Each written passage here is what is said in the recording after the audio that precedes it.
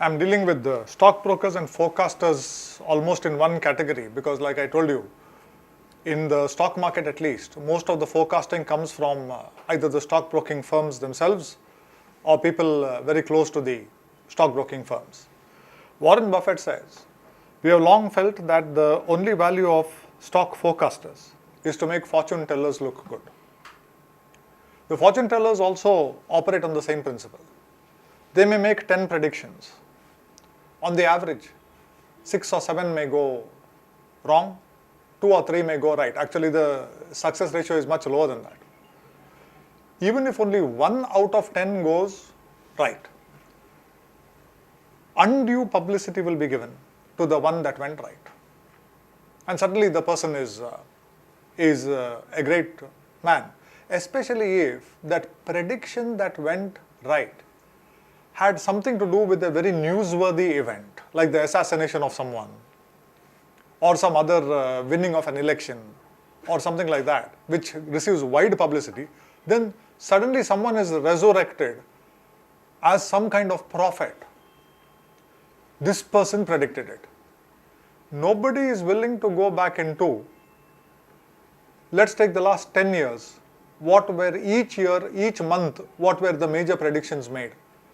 So if one prediction is made a month, in 10 years you have 120 predictions.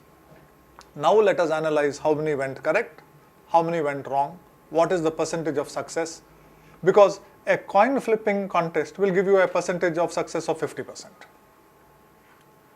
And having made that past analysis, now let us make a future analysis. Now predict today, let us see the next few years, how things are going to happen. Nobody thinks along those lines. William Bernstein, your broker is not your buddy, neither is your mutual fund. Neither is any portion of the financial industry segment. Everybody is out to make money for themselves. This is something that you have to realize. Let us come to financial journalists. And this is my all-time favorite saying about them. There are 4 types of persons involved in the stock market. Those who do not understand the market but have the money to invest are called investors. Those who understand the market but do not have the money to invest are called brokers. Those who understand the market and have the money to invest are called tycoons. And those who neither understand the market nor have the money to invest are called financial journalists. Today, we are all slaves of the idiot box. We are all slaves of various kinds of internet-based financial journalism. Print is slowly dying out, but okay, print also has certain people filling up the pages. Almost every financial paper, even many of the normal papers, non-financial papers, will carry the stock prices. And there will be one column there that tells you about all the great things that happened in the stock market yesterday. If you keep analyzing that and keep reading it, apart from being a mind-numbing experience, you will see that the same terminology is used every few days. And what is the ultimate value of all that? Close to nothing. What impact does it have, or what advantage does it give to an investor whose time horizon is 25 years, 30 years, even 5 years? But since prices fluctuate, since you can see them fluctuating on a screen, we think we need somebody to tell us what's going on. But the people who are trying to tell us what's going on haven't the faintest notion of what is actually going on. What they are doing is, they are earning a salary, and what they have to do to earn the salary is, they have to fill up that 2-column space. The same terms, phrases are recycled. If the market goes up, there are some reasons. If the market comes down, there are other reasons. And I know people who have actually worked in these departments of financial journalism, and they later on, when they change their careers, that's when they give you the actual secrets of exactly what is going on there. Discipline and regularity are the key ingredients for success in investment. The press, especially in these intensely competitive days, requires constantly breaking news and sensationalism to succeed. There is a disconnect, a total divergence between what is good for true investment and what is good for successful journalism. When somebody writes, that somebody is trying to grab your attention. People who write on the internet are much more susceptible to this, because if you are reading the Hindu Business Line, for example, there is no immediate feedback to the editor there from somebody who has read the print edition. That person is not going to write a comment, not going to click a like button. The person reads the paper, paper is discarded, next day new paper. But if somebody is reading it off the net, then they are very particular. Is there some feedback? Is it positive feedback? Is it negative feedback? Or did somebody simply like it? Did somebody agree? Did somebody disagree? You've got a variety of buttons today to click. There's instant feedback. The person's career there may depend upon the kind of feedback that is being received, the kind of visitors to that particular site because of this person. And the salary of that person, the pay of that person is going to depend not only the salary and pay, whether the person is going to continue in the job depends on this kind of instant, spontaneous feedback. So what do you think this person is going to do? The person who is going to write, very obviously, is going to write in the most attractive manner possible, in the most sensational manner possible. Try to create news out of something that is not newsworthy. This is the essence of journalism, at least of the type that I described to you. If you want to know what magnificent analytical journalism is, then read a magazine like The Economist. That gives you an idea of what journalism is actually about. But when you come to investment, good investment is boring. George Soros, who is one of the biggest currency speculators, hats off to him for one thing. When he was advising investors, he never gave them wrong advice. He said, if you want excitement, try adventure sports, not investment. Good investment is boring. Those are his words. Now, if something is boring, which journalist wants to report it? If they report it, who will read it? If nobody reads it, what's this job security? I must make things interesting. But good investing is boring. So, when you have such a disconnect between what is good and the journalistic finishing touch of it, can you really expect good financial journalism? The need of the press for sensationalism and hype and the requirement of good investment, which are essentially boring, are therefore quite incompatible. To a large extent, the reporters, editors and publishers of the financial press inform and drive investment patterns of the public. Let's have one story like we had of Charlie Merrill there. There's this man, Michael Kassan of Fidelity. Fidelity is one of the world's largest fund managers. This person was managing a fund called the Select Technology Fund. You can read most of it off the screen. Suddenly, some journalist discovered that in this auspicious year of 1982-1983, this fund had delivered 162% return in 1 year. Now, the journalist approached the chief of Fidelity. Fidelity belongs to a family called the Johnson family. Said, you've got such a brilliant fund manager here. We want to feature him, we want to interview him, we want to put him in our magazine, maybe on the cover. Now, Ned Johnson agreed reluctantly because Ned Johnson knew that this 162% return is because of luck, not because of that fellow's skill. But he agreed. You see how this can be blown out of proportion by a journalist.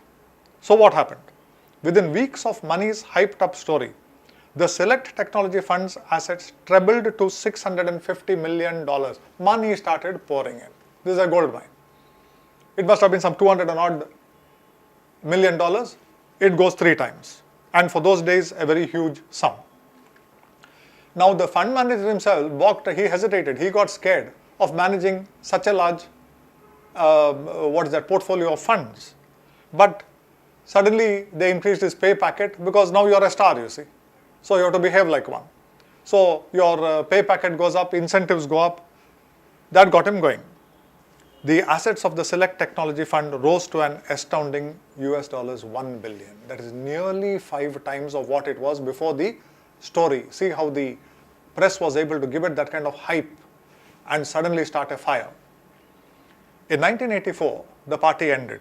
For the next 6 years, the Select Technology Fund underperformed the S&P 500 index by an average of 20% per annum. The assets of the fund shrank from 1,000 million to 71 million. That is almost 93% fall in the assets. For the next 9 years, no one looked at this fund. Then came the next tech boom of 98-2000. The Fidelity Select Technology Fund came into the limelight once again. People forget the past so easily. Its assets zoomed to $5.2 billion just in time to catch the devastating crash in tech stocks from early 2000 onwards. We have seen this tragedy play out repeatedly. I'll give you an incident from my own personal. Having had the good fortune from the age of 16 to start reading Burton Malkiel. The philosophy of these great writers is very much in my mind. It's part of me. As the tech boom started in 98, there was so much of hype about technology stocks. The whole country, the whole world was only in tech stocks. Everybody had forgotten about pharmaceuticals, automobiles, steel, cement, all no use. Technology. We had always a model portfolio to invest in. We knew that technology is important. So we also had a technology, giving it about a 5% weightage in the overall portfolio. It was one of our 20 sectors also. 1 or 2 stocks were there in a 50-60 stock portfolio. Slowly our clients started telling us, see, we are reading about something called new economy, old economy. All the old economy is supposed to be dead. New economy. Why don't you start putting more and more? We said no. We believe in diversification and we have seen bubbles before. We have read the history. We know people have even speculated in tulip bulbs. If you read about the tulip bulb craze in Holland.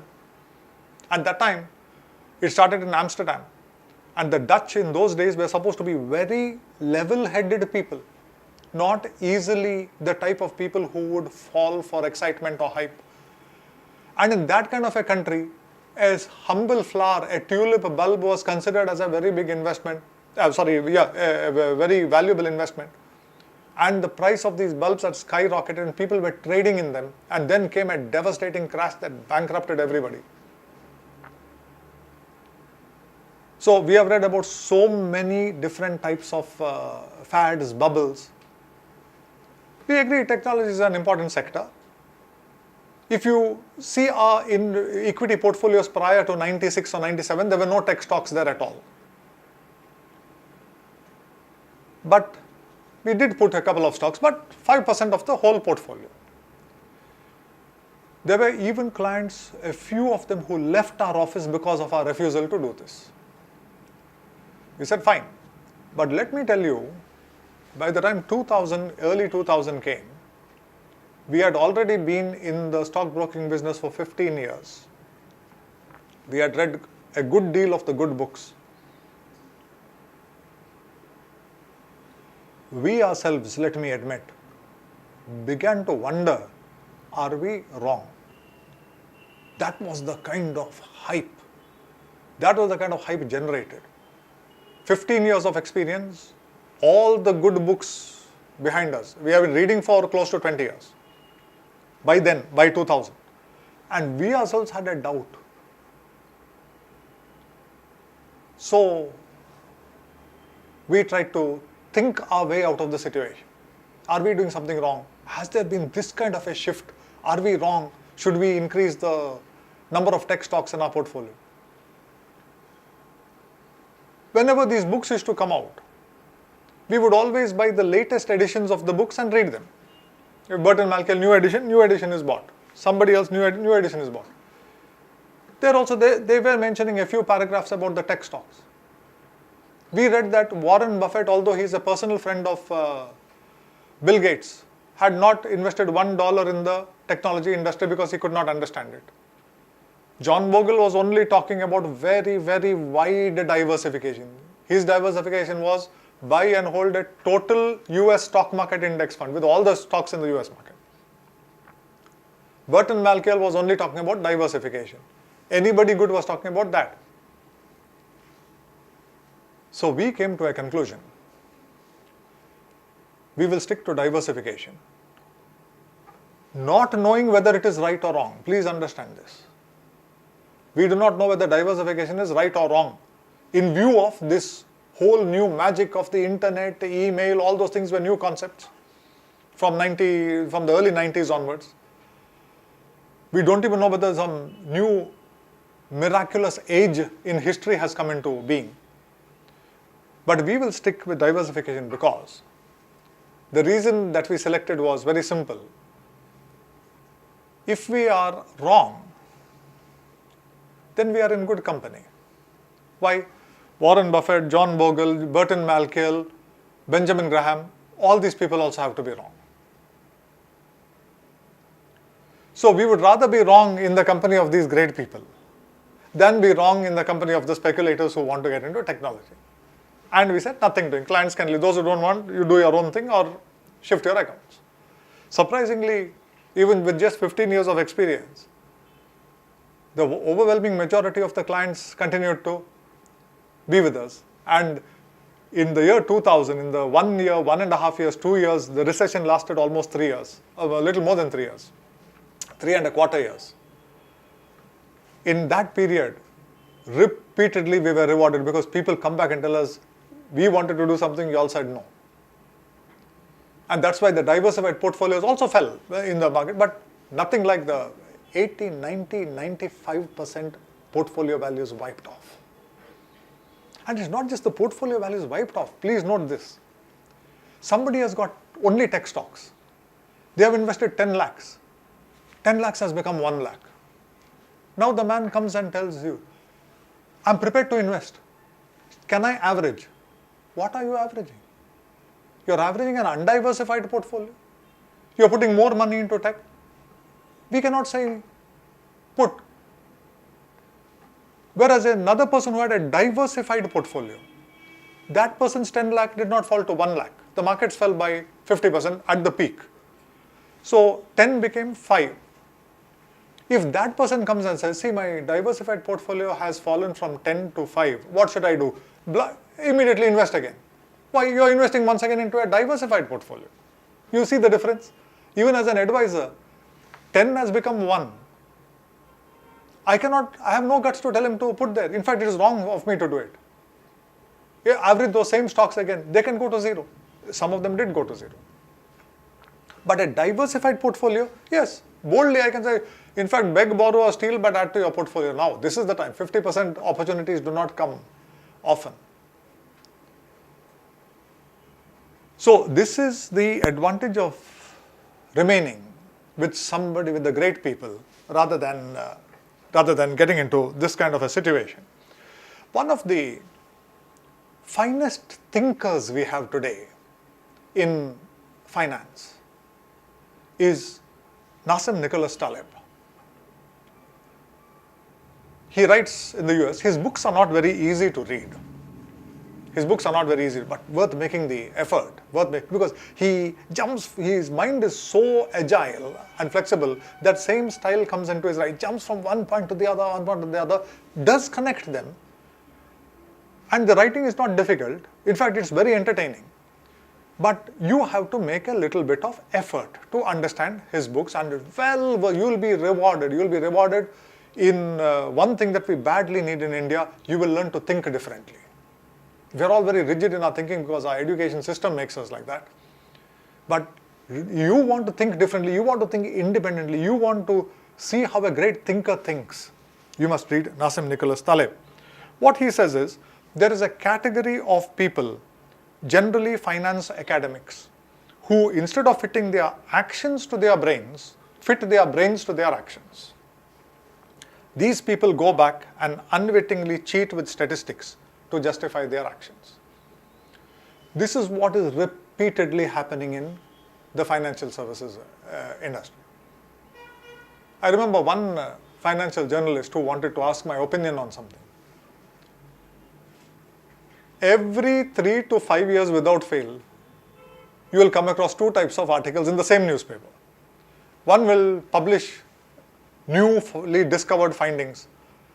Those who invested lump sum have done better than SIP people. At other times you will come across the opposite. Those who have invested in SIPs have done better than lump sum. Same newspaper. In fact, maybe in the same page also, same position also, same article, but 2 or 3 years have passed. The editor also might have changed, the writer also might have changed, so nobody knows what happened 3 years back. And people's memory is also short. So the journalist rings me up and asks, see, this has come, you are saying SIP, but this is the finding. I asked one question. Let us take the example of a 30-year-old, about 5 years of work. He has not inherited anything. All he has got is a salary comes in, there are certain expenses, he is just married, maybe one child, there are expenses, he can save something. How is this person going to invest in a lump sum? So, a long silence there. No, he can't invest in a lump sum. Therefore, how should he invest? Systematically. I said, isn't that the important point? What the investor can do? Instead of your eternal debate about whether systematic is better or lump sum is better. Is that the starting point, or is what the investor can do the starting point? And then we try to link the two. And then I told him, next question. Your study has come at a particular, between 2 dates. So I will give you 2 dates of my choice. And I gave him those 2 dates. Now you go back and work out which is better in those 2 days. In another period, the opposite will become true. This kind of utter nonsense is published in the paper and it catches people's attention. And just as, I don't blame anybody, just as people like us, 15 years of experience in practice, another 4 or 5 additional years of reading, could ask a question of ourselves. Are we doing wrong by not increasing the quantum of technology stocks in our own equity portfolios? If that could happen to us, what can happen to the normal investor? I am putting this forward to you so that any amount of warnings are not enough. Neither can I say, now 31 years of both reading and practice, I will not be arrogant enough to make a statement that I may not fall for something 5 years from now. I can only try my best to guard against it and to make other people also guard against it. That's why I always give all our advice in writing. Whenever somebody comes, a whole booklet is given. Why? You know what we are advising and what our principles are. 5 years from now, if you are still with us and you find us departing from those principles, you should be able, you have got something in writing here. Question us, why are you advising now? That time you were advising the same. I want somebody to tell me, I came to you in 1989, you said something, I'm coming to you today, you're saying the same thing. Then I know I'm doing something right. This is what a lot of people do not understand. This is a brilliant man to read. That's why I just, some of his books, Fooled by Randomness. If at all you want to start reading the easiest book by Nassim Nicholas Taleb, Fooled by Randomness is a brilliant book to read. How we think that, certain patterns will indicate something. How we get totally fooled by what's actually a random event which may need not repeat itself again. And the black swan, the impact of the highly improbable. This is with reference to the global financial crisis. Another brilliant book. But if you're starting to read him, read the first book. I've given it in the order. Read it. Fooled by Randomness and the Black Swan. And Anti-Fragile, Things That Gain from Disorder. This is also a brilliant book to read.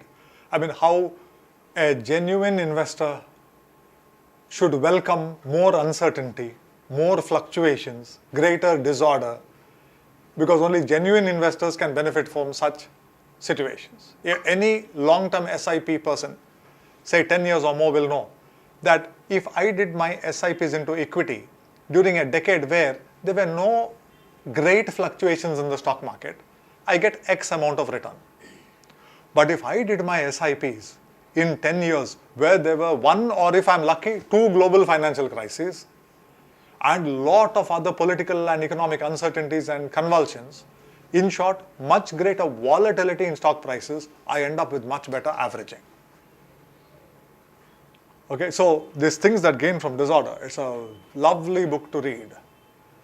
It really alters your mind. How we think many times this is dangerous, actually, if we know how to use it, it's to our advantage. In October 1999, a bestseller was released. Understand the period it was released. This was the build-up to the technology boom.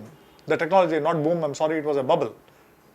And James Glassman was the author of a book called Dow 36,000. What is dangerous for Americans is not to be in the market. We are going to reach a point where stocks are correctly priced, and we think that's 36,000. 36,000 is the Dow index.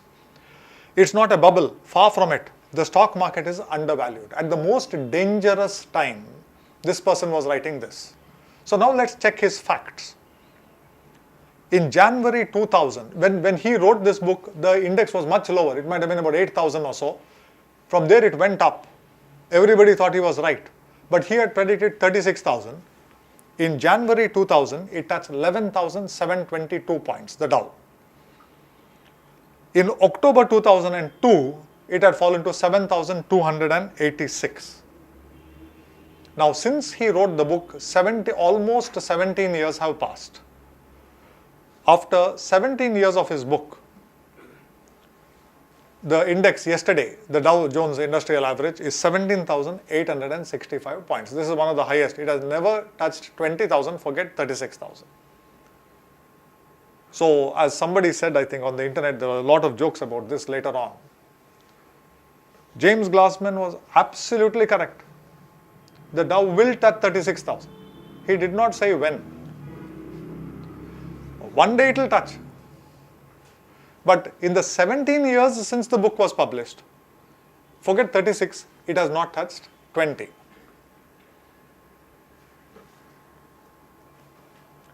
Jim Cramer, there were actually cases filed against him for wrong advice, and he was on CNBC commentator. Sun Microsystems, this is in September 2000, has the best near-term outlook of any company I know. That means you must buy Sun Microsystems for a quick profit. This is what happened. Within 4 months, Sun Microsystems went from $60 per share to $30. Within a year, Sun was down to $10 and below $3 in 2 years' time. And this was the stock which has the best near-term outlook. He didn't say which side, upwards or downwards. That's why Nassim Nicholas Taleb, who I told you to read, he says, you must watch CNBC with the volume kept at 0. When you watch it that way, their facial contortions are quite entertaining. And you will not be misled because you are not hearing what they are saying. So you will not follow what they say. That's what he says, the same Nassim Nicholas Taleb. So many times we question, is this financial media or financial mafia? You try to hold them accountable, they will run to the Supreme Court and get a stay saying freedom of the press is being threatened. So we have got these 24-hour channels like CNBC. Unless you live in the Himalayas without any contact with the outside world, the fact remains that you will be influenced by media. Somewhere, somehow, in some connection, I'm a fellow who never watches TV. But even if the TV is on somewhere, before long something will catch your eye, some advertisement will catch your eye. Outside there are so many different types of media. And a lot of it is financial advertising. The ignorance of most readers suits these types of writers just fine. Common investors don't realize that there are no gurus or money masters. If there are, they wouldn't be writing financial columns. This one simple question nobody asks. If I actually knew which way stocks are moving or the market is moving, I would not even tell my parents that. First thing is I would disappear from my scene, get into some soundproofed room, do my research, place my orders, make my money. Why should I share it with other people? The moment I share it with a lot of people and a lot of people do the same thing, the advantage disappears. Everybody knows that. Why is the quality of financial journalism so poor? Burton Malkiel has attempted to answer this question. This slide is mainly from his book. Most writers have linguistic rather than financial talents. Writers write in an attractive way. We have no complaints about their skills in writing. That's why so many people are reading it. In any speech, in any writing, there are two forms. This is kindergarten stuff where public speaking is concerned. As a person who had the good fortune of being trained by good people in public speaking ages back when I was in college, these really good people who trained in public speaking, they say, anyway, there are two things, form and content. Form and content. You can't really be good unless you have both. Form is an attractive way of presenting things or speaking. Content is what you have got should be of value. You can't be a very good speaker but produce rubbish. On the other hand, you may have a lot of valuable things to say. You don't know how to say them. Once again, the audience may not absorb. When you come to financial journalism, what Burton Malkiel is telling us is that these people are very good in the form. Content, basic knowledge is not there. Journalists also source their stories from popular rather than peer-reviewed scholarly literature. Take the Chartered Financial Analyst Review. It's a magazine by the CFA. CFA is an internationally recognized body of researchers in finance. The CFA certification is a very difficult certification. How many people will buy and read that review? There, if something has to be published, it is first run past a number of other CFAs. They'll try to pick holes in it, peer-reviewed. Only after all the initial criticism has been leveled, those charges have been answered, if something is acceptable, certain high-quality articles will appear there. Forget about reading it. Most people do not even know that that publication exists. And let me also tell you one thing. It may be difficult to read. It's not easy to read. Those people have content, not form. So, very rarely do you get people who have got both. The next point is, this is the dangerous point. There is a cozy relationship between the business writers and brokers, insurers and mutual funds. At 11 in the morning, in open air, hot sun, a major political figure is coming to Mangalore and in the biggest open ground in Mangalore giving a speech. There will be a section there called press. At the most, there may be a little drinking water arrangement. In the blazing sun, the fellows have to wait there, take down what he said, publish it in the papers, profusely sweating, getting sunburnt, getting dehydrated. Contrast that with the financial journalists who are called for any meets of mutual funds, stockbrokers, insurance companies, other people. This meet will be held in preferably a 5-star hotel. It will not just be a meet. Generally, it will be with cocktails and dinner. When the journalists come, they'll be given a small gift. They'll be given some standard write-up. They'll be taken care of very well. When they are taken care of so well, do you think they are going to easily criticize these people? They'll give always a glowing report. The person covering the political event the more uncomfortable he is, the more he may criticize. Here the opposite will happen. That's why there's this cozy relationship. The financial industry and financial press desperately need and feed off each other. More and more, there is competition in the media, and competition is coming from sources that use technology, like the internet. In fact, you will be surprised to know that the whole media industry is one of the most poorly performing financially. Most of them are in losses, barring a few major publications of the world. Readership is steadily coming down. People's attention spans are coming down. Nobody wants to go to the news site of that particular publication. Nobody wants to buy it. Why? There are so many sites available where they will take the top 10, 12 stories from all the publications in the world and give it to you in 1 or 2 minutes. I think on Google News or something like that. There's so many, you don't even have to go to individual websites. Don't have to go to CNN, BBC, no. Just go there, tap it. At any given time, what are the top 10 things happening in the world, you know. So who wants to go to a particular website and waste time? So with all these things, they need revenues. Financial services need good publicity. Immediately there's a very cozy relationship.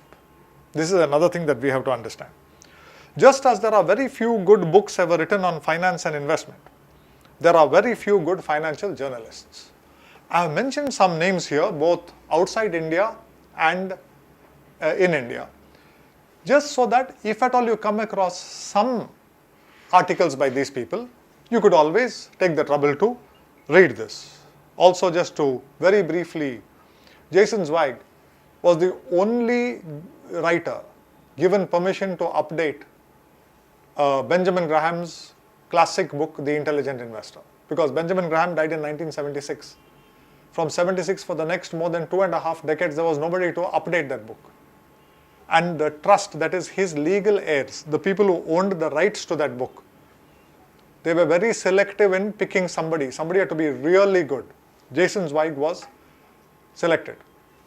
Although he started his life as a journalist, believe me, today he has authored several books. So not only his articles, any book by Jason Zweig.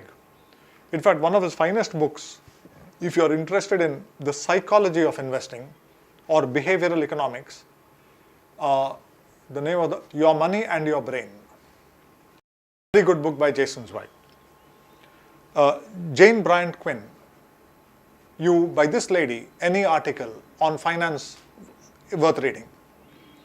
Sorry. Scott Burns, another very good writer.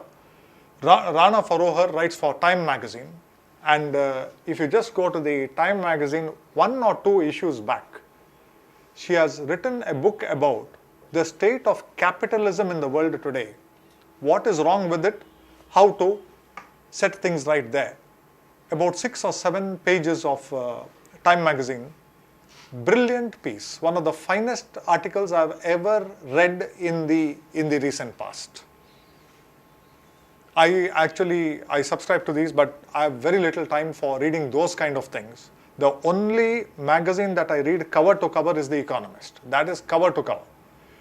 But otherwise, somebody should be really good for me to read it. But this article, I read every word, and if at all you can find it, a brilliant book a brilliant article to read.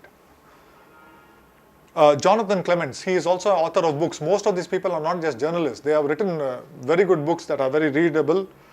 Uma Shashikant, many of her articles make sense. Monica Halan, also Outlook Money, is pretty good in her writing. Omkar Goswami, nowadays he doesn't write too much. Formerly he is an economist. Formerly he used to write some brilliant articles in Business India. Swaminathan S. Anklasarya Iyer writes mainly for the Times Group, but his budget analysis and some of his other articles on economics are also very good. Let's come to William Bernstein, one of the finest authors of this century. His all-time classic is The 4 Pillars of Investing. This is a book that was published in 2003, 13 years have passed. I must have read this book cover to cover about 11 times. I read it once a year without fail. Every time I read it, I understand more in the light of the one additional year's experience. Only I think 2 years in between, I have missed reading that. Same book again. There have been no updated editions, unfortunately. What does William Bernstein say? First, do not read any more magazine or newspaper articles on finance. Whatever you do, do not watch Wall Street Week, Nightly Business Report or CNBC. These are all US channels on finance. With the extra hour or two you will gain each week from turning off TV, I would start a regular reading program. Begin with 2 classics. A Random Walk Down Wall Street by Burton Malkiel. See who he is recommending. Common Sense on Mutual Funds by John Bogle. After you are finished with these 2 books, you will know more about finance than 99% of all stockbrokers and most other finance professionals. The last part is really brilliant. He says, when you have finished reading just these 2 books, you will know more about finance than 99% of all stockbrokers and the majority of other financial professionals. That means, see where he is putting stockbrokers, at the very bottom. At least other financial professionals may be knowing something. But you will know more than 99% of stockbrokers. That means stockbrokers know close to nothing. Yet we think they are great people. So this is the advice, that just these 2 books can totally alter your whole outlook about finance and investment. Warren Buffett, read every day. That's how knowledge works. It builds up like compound interest. All of you can do it, but I guarantee not many of you will do it. And we are more and more, unfortunately, losing the reading habit. I have reached where I have reached. If you want one single reason for, if at all, I've achieved any success, it is only reading. I am a fanatic, incurable reader. If I've got 2 minutes, I will read. If I'm waiting at a doctor's office, I've got my book. In the car, there is a book. In my briefcase, there is reading material. Economist is downloaded as an app on my phone. I need 10 hours a week just to read The Economist, because it's cover to cover. So you read, you'll get somewhere. And this is what Warren Buffett says. There are a few other dangerous advisors. Portfolio managers. The best way to understand portfolio managers is not from other channels, it is from either Animal Planet or Discovery Channel. Polar Bear, if you ever see any of their beautiful serials on or documentaries on polar bears, you have a time at which the polar bears can be seen, another time when they are hibernating, they cannot be seen. Now, portfolio managers are exactly like this. Let the stock market index reach a new high. The sales staff of portfolio managers will keep on approaching you for money. When there is a recession in the markets, long before you know what's going on, the portfolio managers will have closed the shop with generally dreadful losses to people. I can never forget one incident. I will be a little general because I don't want to identify anybody. There is a very respectable family in this town which is quite wealthy, who are our clients. And before, they have been our clients not now for probably 25 years or more. Before they came to us, they had certain investments with through some foreign banks which had offices in India. They had entrusted certain money to them. Those were the days before DMAT, before electronic trading. Things were difficult. These people were all in business, too busy. So they thought the foreign banks will do a good job of managing our equity portfolios. They had given shares, they had given money to them. These people needed some money. They wanted to sell shares. By then they had become our clients. They brought the share certificates. We sold the shares. Within 2 or 3 weeks, we got a shock. All the shares that they had sold started coming. They were physical shares in those days, not DMAT. They started coming back as what we used to call then bad deliveries. That means for various reasons these shares given are defective. They are not counterfeit, They are not fake. It is that their signatures are not tallying. Now, 5 or 6 members of that family had sold the shares, and we know for a fact that their signatures are very firm. How are these things coming back? There was no way we could understand this. Of course, you had to handle the situation by bank managers, attestation, so many other things. Even that was not accepted by the companies. And when we asked these people, they said, our signatures have not changed. The shares are in our names. The company is not saying that these are fake shares. They are saying, you own them, yes, but your signatures differ. So we had to write 1 or 2 strong letters to the companies threatening action, because the clients say it's their shares and the signatures are fine. That was when one company responded telling us what the situation was. These shares were purchased not by these people signing the transfer forms. They were purchased by the foreign bank which was managing their portfolio. And these clients had given that bank a power of attorney to purchase the shares on their behalf. So who signs the papers? The attorney, who is some officer of the bank. One day, suddenly when the markets were down, that bank's portfolio management department closes shop, liquidates everything.